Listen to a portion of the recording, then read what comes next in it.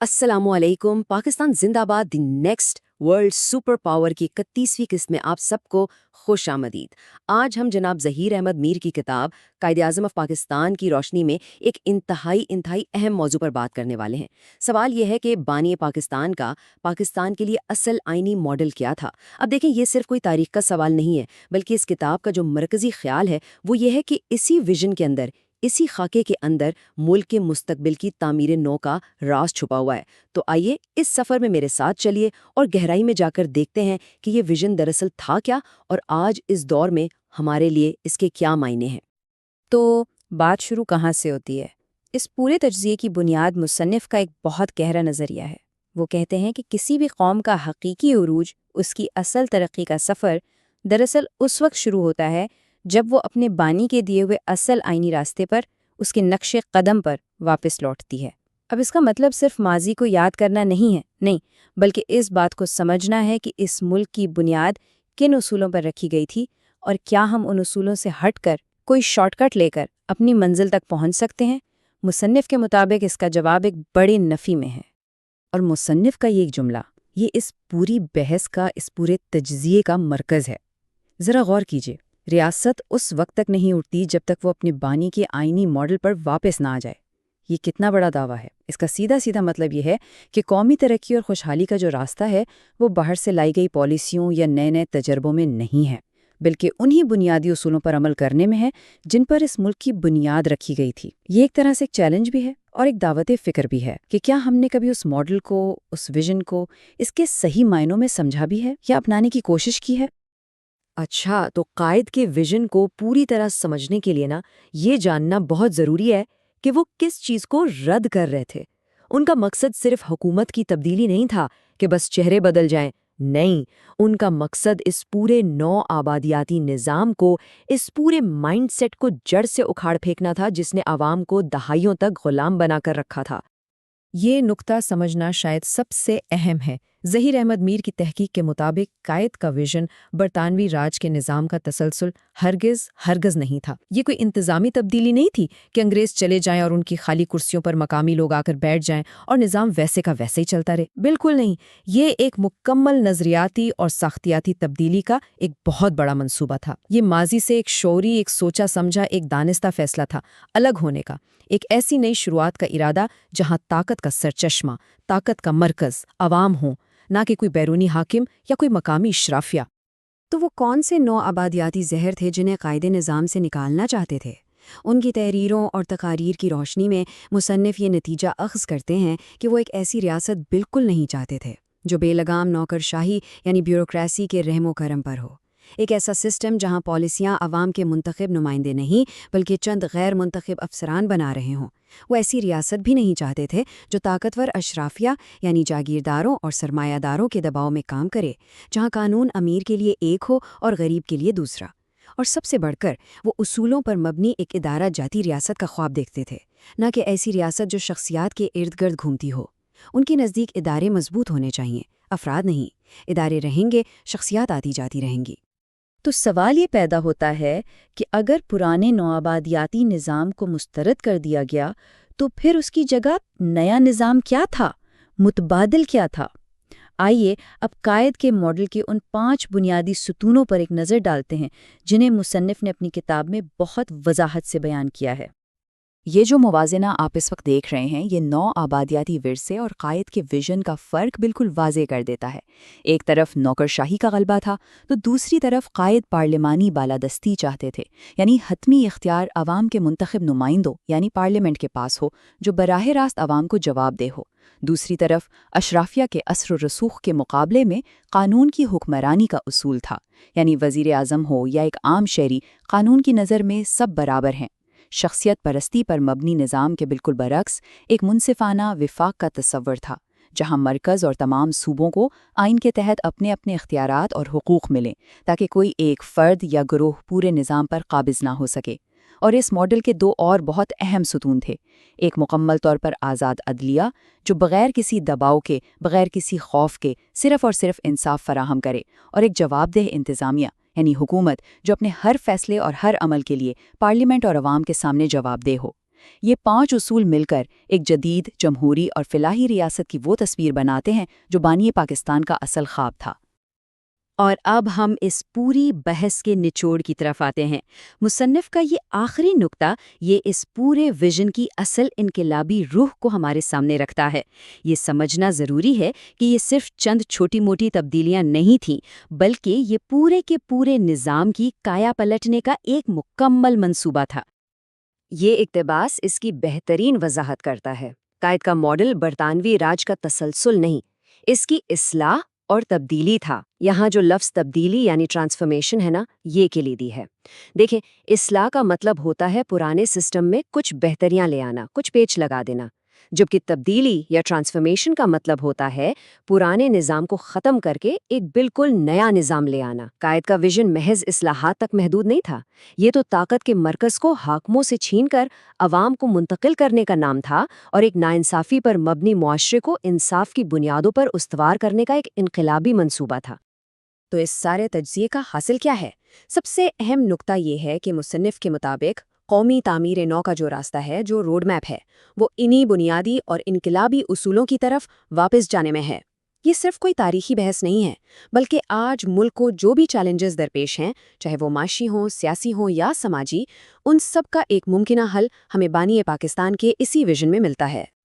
اور آخر میں یہ سوال ہم سب کے لیے ہے کہ آج کے جدید دور میں ان تمام پیچیدگیوں اور چیلنجز کے ساتھ بانی کے اس آئینی ماڈل پر واپس جانے کا حقیقی مطلب کیا ہے، اور اس پر عمل درآمد کیسے ممکن ہو سکتا ہے؟ اس پر ضرور سوچیے گا۔ اگلی قسط تک کے لیے اجازت دیجیے۔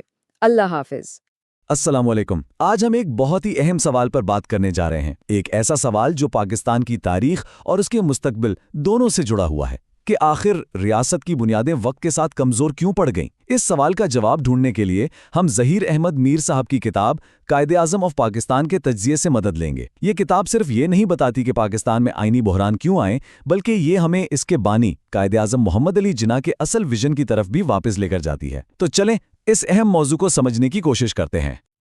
اچھا، تو ہم اس پورے تجزیے کو 4 حصوں میں دیکھیں گے۔ سب سے پہلے ہم اس بنیادی سوال کو سمجھیں گے کہ آخر ریاست کو مسئلہ درپیش کیا ہے۔ پھر ہم دیکھیں گے کہ مصنف کے مطابق ہمارے سسٹم میں وہ کون سی دراڑیں پڑیں جن کی وجہ سے یہ کمزور ہوا۔ اس کے بعد ہم قائد اعظم کے دیے ہوئے ان 3 آئینی ستونوں پر بات کریں گے جن پر ایک مضبوط ریاست کھڑی ہونی چاہیے تھی، اور آخر میں ہم یہ سوچیں گے کہ کیا وہ پرانے اصول آج بھی ہمارے مسائل کا حل ہو سکتے ہیں۔ تو چلیں شروع کرتے ہیں پہلے حصے سے، ریاست کا سوال۔ دیکھیں، کسی بھی مسئلے کو حل کرنے کے لیے سب سے پہلے اسے سمجھنا ضروری ہوتا ہے نا؟ تو یہ حصہ ہماری گفتگو کی بنیاد رکھے گا۔ یہ وہ مرکزی سوال ہے جس کے گرد یہ پوری کتاب گھومتی ہے۔ آخر ریاست سے غلطی ہوئی کہاں؟ اور یہ صرف کوئی تاریخ کا سوال نہیں ہے، نہیں، اس کا تعلق ہمارے آج سے اور ہمارے آنے والے کل سے ہے۔ وہ کون سے موڑ آئے جہاں ہم نے آئینی راستہ چھوڑ دیا؟ آخر وہ کیا وجوہات تھیں جنہوں نے دھیرے دھیرے ریاست کی جڑوں کو اتنا کھوکھلا کر دیا کہ اس کے اثرات ہم آج تک بھگت رہے ہیں؟ اس سوال کا جواب تلاش کرنا ایک طرح سے اپنے ملک کے مستقبل کو سمجھنے کے برابر ہے۔ تو سوال تو ہم نے سمجھ لیا، اب آتے ہیں اس کے جواب کی طرف، یعنی ہمارے تجزیے کا دوسرا حصہ، نظام میں دراڑ۔ یہاں ہم یہ دیکھیں گے کہ مصنف کے مطابق، یعنی ان کی تشخیص کیا ہے کہ آئینی نظام کیوں ٹوٹا اور ریاست کیوں کمزور ہوئی۔ یہ حصہ ہمیں مسئلے کی اصل جڑ تک لے کر جائے گا۔ مصنف کے مطابق اس کی 3 بڑی وجہیں ہیں۔ پہلی اور سب سے خطرناک بات، آئین کو دوسرے نمبر پر رکھ دیا گیا اور کچھ لوگ قانون سے بھی بڑے ہو گئے۔ مطلب یہ کہ قانون طاقتور کے لیے کچھ اور کمزور کے لیے کچھ اور بن گیا۔ جب ایسا ہوتا ہے تو انصاف پر سے بھروسہ ہی اٹھ جاتا ہے۔ دوسری وجہ یہ بنی کہ جو ریاستی ادارے تھے جن کا کام غیر جانبدار رہنا تھا، وہ اپنی آزادی کھو بیٹھے، وہ دباؤ میں آ گئے یا ذاتی مفادات کے لیے کام کرنے لگے۔ ظاہر ہے اس سے ان کی وہ غیر جانبداری ختم ہو گئی جو کسی بھی ملک کے لیے ضروری ہے۔ اور تیسری اور شاید سب سے اہم وجہ یہ تھی کہ پورا سسٹم اصولوں پر نہیں بلکہ شخصیات پر چلنے لگا۔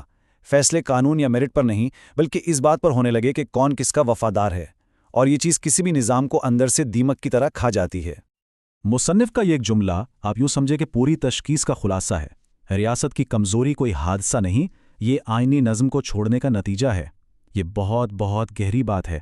اس کا سیدھا سا مطلب یہ ہے کہ آج ہمیں جو بھی مشکلات نظر آتی ہیں وہ کوئی اتفاق نہیں ہے، نہ ہی کسی باہر والے نے ہم پر مسلط کیے ہیں، بلکہ یہ ان فیصلوں کا نتیجہ ہیں جو ہم نے خود ماضی میں کیے، جب ہم نے آئین اور قانون کا راستہ چھوڑ دیا، یعنی مسئلہ باہر نہیں، ہمارے اپنے نظام کے اندر ہی ہے۔ اچھا، تو اگر مسئلہ آئین کو چھوڑنا تھا تو پھر سوال یہ ہے کہ اصل منصوبہ کیا تھا؟ وہ کون سا راستہ تھا جس پر چلا جاتا تو شاید آج حالات کچھ اور ہوتے؟ یہاں سے ہم آتے ہیں اپنے تجزیے کے تیسرے اور سب سے اہم حصے کی طرف، قائد اعظم کے آئینی ستون۔ یہ وہ بنیادی اصول تھے جو بانی پاکستان نے ایک مضبوط، جمہوری اور خوشحال ملک کے لیے دیے تھے۔ تو مصنف کے تجزیے کے مطابق قائد اعظم کا پورا ویژن 3 بنیادی ستونوں پر کھڑا تھا، اور یہ تینوں ایک دوسرے سے جڑے ہوئے تھے۔ یہ کوئی الگ الگ باتیں نہیں تھیں، بلکہ ایک مکمل نظام تھا۔ یہی وہ بنیادیں تھیں جن پر ایک جدید اور فلاحی ریاست بننی تھی۔ چلیں اب ان تینوں ستونوں کو ایک ایک کر کے سمجھتے ہیں۔ پہلا اور سب سے بنیادی ستون، قانون کی بالادستی، یعنی قانون سب سے اوپر ہے۔ اس کا مطلب صرف یہ نہیں کہ قانون کی کتاب موجود ہے، بلکہ یہ کہ قانون بادشاہ ہے۔ چاہے کوئی حکمران ہو، کوئی جج ہو، امیر ہو یا غریب، سب قانون کے نیچے ہیں، کوئی بھی قانون سے بالاتر نہیں۔ جب ایسا ہوتا ہے نا تو عام آدمی کو تحفظ ملتا ہے، ملک میں سرمایہ کاری آتی ہے اور استحکام پیدا ہوتا ہے۔ یہی تو انصاف کی بنیاد ہے۔ دوسرا ستون ہے پارلیمنٹ کی بالادستی۔ اس کا کیا مطلب ہے؟ اس کا سیدھا مطلب یہ ہے کہ ملک کے سب سے بڑے فیصلے اور آخری اختیار کسی ایک شخص یا کسی ادارے کے پاس نہیں، بلکہ ان لوگوں کے پاس ہوگا جنہیں عوام نے خود چن کر بھیجا ہے، یعنی پارلیمنٹ کے پاس۔ یہی تو جمہوریت کی اصل روح ہے، عوام کی آواز سب سے اونچی۔ اگر پارلیمنٹ کمزور ہو جائے تو اس کا مطلب ہے عوام کی آواز دب گئی، اور پھر فیصلے بند کمروں میں ہوتے ہیں، جو جمہوریت نہیں ہے۔ اور تیسرا ستون ہے وفاقی ہمانگی۔ اب دیکھیں، پاکستان ایک بہت متنوع ملک ہے، یہاں مختلف زبانیں ہیں، مختلف ثقافتیں ہیں، تو یہ اصول بہت اہم ہے۔ اس کا مطلب ہے کہ مرکز اور صوبوں کے بیچ اختیارات کا ایک بہترین توازن، ایک بیلنس ہونا چاہیے۔ طاقت کسی ایک جگہ اکٹھی نہ ہو جائے۔ جب صوبوں کو اپنے فیصلے خود کرنے کا اختیار ملتا ہے تو ان میں ملکیت کا احساس پیدا ہوتا ہے، وہ محسوس کرتے ہیں کہ یہ ملک ہمارا ہے، اور یہی احساس ملک کو جوڑ کے رکھتا ہے۔ تو ہم نے یہ 3 ستون دیکھے، قانون سب سے اوپر، پارلیمنٹ سب سے طاقتور، اور مرکز اور صوبوں میں بہترین ہم آہنگی۔ ان سب کو سمجھنے کے بعد اب ہم آتے ہیں اپنے آخری اور سب سے اہم سوال پر۔ کیا یہ اصول صرف تاریخ کی کتابوں کے لیے ہیں، یا یہ ویژن، یہ خاکہ آج کے پاکستان کے لیے بھی کوئی راستہ دکھاتا ہے؟ تو ظہیر احمد میر کا یہ تجزیہ ہمیں اسی فیصلہ کن سوال پر لا کر کھڑا کر دیتا ہے۔ کیا بانیان پاکستان کے دیے ہوئے یہ بنیادی اصول آج بھی اتنے ہی اہم ہیں؟ کیا ہمارے آج کے جو بڑے بڑے مسائل ہیں، چاہے وہ معیشت کے ہوں، سیاست کے ہوں یا سماج کے، ان کا حل اسی پرانے آئینی نقشے کی طرف واپس جانے میں ہے؟ اس پر سوچنا صرف سیاستدانوں کا کام نہیں ہے، یہ ہم سب کی ایک اجتماعی ذمہ داری ہے، کیونکہ ایک مضبوط اور خوشحال پاکستان کا خواب شاید انہی اصولوں پر عمل کرنے سے ہی پورا ہو سکتا ہے۔ آج کل ہم سب کے ذہن میں ایک سوال بار بار آتا ہے کہ پاکستان کو جو چیلنجز، جو مشکلات درپیش ہیں، ان کا آخر حل کیا ہے؟ اسی حوالے سے آج ہم جناب ظہیر احمد میر کی ایک بہت اہم کتاب کا جائزہ لے رہے ہیں، جس میں وہ پاکستان کی تعمیر نو کے لیے ایک واضح بلو پرنٹ پیش کرتے ہیں۔ تو آئیے ذرا گہرائی میں جا کر دیکھتے ہیں کہ ملک کی تعمیر نو کے لیے ان کا تجویز کردہ خاکہ، ان کا ماڈل اصل میں ہے کیا۔ کتاب کا آغاز ہی سے ایک زبردست اور بنیادی خیال سے ہوتا ہے، ایک ایسی بات جو ہماری سیاست اور معاشرے کے ایک بہت گہرے مسئلے یعنی شخصیت پرستی کو سیدھا سیدھا چیلنج کرتی ہے۔ مصنف کا کہنا ہے کہ ہم اکثر غلطی کرتے ہیں، ہم اپنا سارا دھیان افراد پر مرکوز کر دیتے ہیں، لیکن اصل مسئلہ لوگ نہیں بلکہ وہ سسٹم ہے جس کے اندر وہ کام کر رہے ہیں۔ کسی بھی ملک کی پائیدار ترقی کا انحصار مضبوط اصولوں پر ہوتا ہے، کسی ایک فرد، کسی ایک شخصیت پر نہیں۔ تو پھر سوال یہ اٹھتا ہے کہ ایک مضبوط ریاست کی بنیاد آخر ہے کیا؟ کیا یہ صرف فوجی طاقت ہے یا معاشی استحکام؟ مصنف کہتے ہیں نہیں، اصل بنیاد اس سے کہیں زیادہ گہری ہے، اور اسی بنیاد کو سمجھے بغیر تعمیر نو کا پورا خواب ادھورا ہے۔ تو چلیے اس بنیادی اصول کو سمجھتے ہیں جس پر یہ سارا منصوبہ کھڑا ہے۔ تو کتاب میں مضبوط ریاست کی تعریف کیا کی گئی ہے؟ دیکھیے، مصنف کے نزدیک ایک مضبوط قوم وہ ہے جہاں اداروں کے لیے آزادی اور نظم و ضبط کے درمیان ایک لازمی، ایک نہ ٹوٹنے والا توازن قائم ہو، یعنی نہ تو آزادی اتنی زیادہ ہو کہ انتشار پھیل جائے، اور نہ ہی ڈسپلن اتنا سخت ہو کہ دم گھٹنے لگے۔ یہ جو نازک بیلنس ہے نا، یہی اصل طاقت ہے، یہی قومی قوت کی حقیقی بنیاد ہے۔ اس پوری بحث کو مصنف نے ایک بہت ہی سادہ سی مساوات میں بند کر دیا ہے۔ آزادی جمع نظم برابر ہے مضبوط ریاست۔ دیکھنے میں کتنا آسان لگتا ہے، لیکن اس کے اندر ایک پورا فلسفہ چھپا ہوا ہے۔ سوچئے، اگر آزادی نظم و ضبط سے زیادہ ہو جائے تو کیا ہوتا ہے؟ انارکی، انتشار۔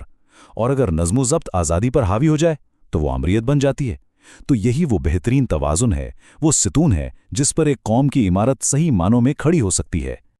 ठीक है, तो अब हमने बुनियादी उसूल तो समझ लिया, लेकिन इस नज़रियाती बात को, इस फ़लसफ़े को अमली जामा कैसे पहनाया जाए? इसके लिए प्रैक्टिकल स्टेप्स क्या हैं? आइए अब देखते हैं कि मुसन्निफ़ तामीर नौ के लिए कौन सा काबिल अमल फार्मूला पेश करते हैं। और ये कोई पेचीदा या उलझा हुआ प्लान नहीं है। किताब में बहुत वाज़े तौर पर एक 3 हिस्सों पर मुश्तमल फार्मूला तजवीज़ किया गया है। एक ऐसा फार्मूला जो सिर्फ मसाइल की निशानदेही नहीं करता, बल्कि उनका ठोस हल भी बताता है। तो ये है वो 3 नुकाती प्लान। आइए उसको थोड़ा तफसील से देखते हैं। पहला कदम, आइन की बालादस्ती को गैर मशरूत तौर पर बहाल करना, यानी कानून सबसे ऊपर है और इस पर कोई समझौता नहीं हो सकता। ये वो बुनियाद है जिस पर कानून की हुक्मरानी की इमारत खड़ी होती है। फिर आता है दूसरा और शायद सबसे अहम कदम, इदारों को मजबूत करना, अफराद को नहीं। इसका मतलब क्या है? मतलब ये कि हमारी तवज्जो शख्सियात से हटाकर एक ऐसे खुदकार और शफाफ निज़ाम बनाने पर होनी चाहिए जो लोगों का मोहताज ना हो, जो चलता रहे चाहे कोई भी आए या जाए। और तीसरा, हुक्मरानी में इखलाकियात को वापस लाना, यानी लीडरशिप के लिए सिर्फ काबिलियत नहीं बल्कि किरदार की पुख्तगी भी एक लाजमी शर्त हो। और देखिए, मुसन्निफ़ हमें बार बार इसी मरकज़ी ख्याल की तरफ वापस लाते हैं। निज़ाम उसूलों से बनता है, शख्सियातों से नहीं। ये जुमला असल में उस फार्मूले के दूसरे कदम की रूह है, इसका निचोड़ है। क्योंकि जब तक हम शख्सियात के गिर्द घूमते रहेंगे, उनके पुजारी बने रहेंगे, इदारे कभी भी अपने पांव पर खड़े नहीं हो सकेंगे। पायदार तरक्की का वाहिद रास्ता उसूलों पर मबनी एक मजबूत निज़ाम की तामीर ही है। तो अब तक हमने कैसे पे बात की, लेकिन अब सवाल पैदा होता है क्यों, यानी इस पूरी मेहनत, इस पूरी जिद्दोजहद का नतीजा क्या होगा?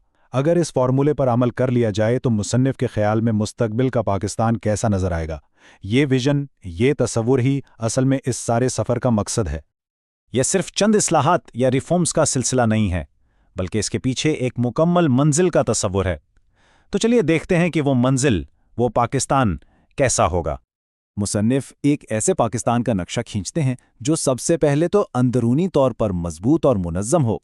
एक ऐसी रियासत जहां कानून की हुक्मरानी हो, जहां हर काम मेरिट की बुनियाद पर हो और हर चीज़ में शफ़ाफियत हो। और जब एक कौम अंदर से इतनी मजबूत हो जाती है तो उसका नतीजा क्या निकलता है? इसका नतीजा एक ऐसी कौम की सूरत में निकलता है जो ना सिर्फ माशी तौर पर खुशहाल हो, बल्कि आलमी सतह पर दुनिया में एक बावकार और बाअसर मकाम रखती हो। तो अगर इन तमाम 8 खुसूसियात का निचोड़ निकाला जाए तो वो इस एक जुमले में समा जाता है, एक वाहिद, मुत्तहिद और बावकार रियासत जो आलमी सतह पर अपना असर व रसूख रखती हो। यही है वो हतमी मकसद, वो आखिरी मंजिल जिसके लिए ये तमाम इस्लाहात ज़रूरी हैं।